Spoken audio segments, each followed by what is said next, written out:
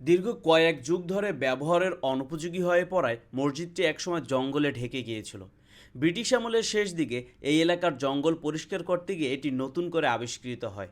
ফলে স্থানীয়দের মাঝে দীর্ঘদিন ধরে একটি ভ্রান্ত ধারণা প্রচলিত ছিল, সেটা হচ্ছে মসজিদটি নাকি মাটির নিচ থেকে অলৌকিকভাবে উঠে এসেছে।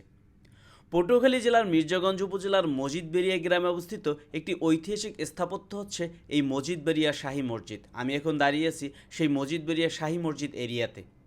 পঞ্চদশ শতাব্দীতে নির্মিত এই প্রাচীন মসজিদটি সুলতানি আমলের এক অনন্য স্থাপত্য, যেটি এখনও স্বমহিমায় দাঁড়িয়ে আছে। ইতিহাস থেকে জানা যায়, গৌড়ের ইলিয়াস শাহী বংশের উত্তরাধিকারী নাসিরউদ্দিন মাহমুদ শাহের ছেলে রকুনউদ্দিন বারবক শাহের শাসনামলে খানি মুয়াজ্জেম উজিয়াল খান 1465 খ্রিস্টাব্দে এই মসজিদটি নির্মাণ করেন। মসজিদ সংশ্লিষ্ট শিলালিপি থেকে এর ইতিহাস জানা গেলেও বর্তমানে শিলালিপিটি উধাও হয়ে গিয়েছে। 1860 সালে কমিশনার মিস্টার রেলের রিপোর্ট থেকে জানা যায়, কলকাতার এশিয়াটিক সোসাইটি জাদুঘরে শিলালিপিটি সংরক্ষিত আছে। মসজিদটির নাম অনুসারে এই গ্রাম ও ইউনিয়নের নামকরণ করা হয় মজিদবাড়িয়া। প্রতি বছর বাংলা 30শে কার্তিক মসজিদ চত্বরে আয়োজিত হয় বাৎসরিক মাহফিল। এ সময় দূর দূরান্ত থেকে হাজারো ধর্মপ্রাণ মুসলমান এখানে উপস্থিত হন। বর্তমানে এই ঐতিহাসিক মসজিদটি প্রত্নতত্ত্ব অধিদপ্তরের আওতাধীন সংরক্ষিত।